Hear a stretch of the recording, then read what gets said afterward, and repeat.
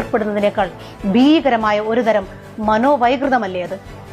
ഇവനൊക്കെ നാളെ ഒരു നേഴ്സായി പുറത്തു വന്നാലുള്ള ഭീകരാവസ്ഥ ഒന്ന് ആലോചിച്ച് നോക്കൂ. ഇത്രയും കാലം ലേബർ റൂമിൽ പഠനത്തിന്റെ ഭാഗമായി ഇവനൊക്കെ അസിസ്റ്റ് ചെയ്തിട്ടുണ്ടെങ്കിൽ ഇവന്റെയൊക്കെ മനസ്സിലൂടെ കടന്നുപോയിട്ടുള്ള രതിവൈകൃതങ്ങൾ എന്തൊക്കെയായിരിക്കും? ഇനി പുറം ലോകം കാണാൻ പാടില്ല ഇവനെ പോലെയുള്ളവർ. മാതാപിതാക്കളും ശ്രദ്ധിക്കണം സ്വന്തം കുട്ടികളെ. പഠിക്കാൻ വേണ്ടി പറഞ്ഞു വിട്ടാൽ മാത്രം പോരാ. കേരളത്തിലെ ഒരു കുട്ടിയും SFI പോലെയുള്ള ഒരു ഭീകര പ്രസ്ഥാനത്തിൽ അംഗമാകാൻ പോകാൻ നിങ്ങൾ അനുവദിക്കരുത്. സത്യത്തിൽ ഇവിടെ ഒരു ആഭ്യന്തര വകുപ്പുണ്ടോ? ആരോട് ചോദിക്കാൻ, ആരോട് പറയാൻ? വേലി തന്നെ വിളവ് തിന്നുമ്പോൾ നമ്മൾ ആരോടാണ് പറയുക? 1ാം വർഷ വിദ്യാർത്ഥിയെ ക്രൂരമായി റാഗ് ചെയ്ത നേതാവിന്റെ കയ്യിലിരിക്കുന്ന ബാനർ നോക്കൂ നിങ്ങൾ.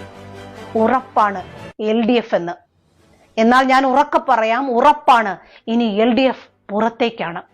അത്രമേൽ ജനം പൊറുതിമുട്ടിക്കഴിഞ്ഞു.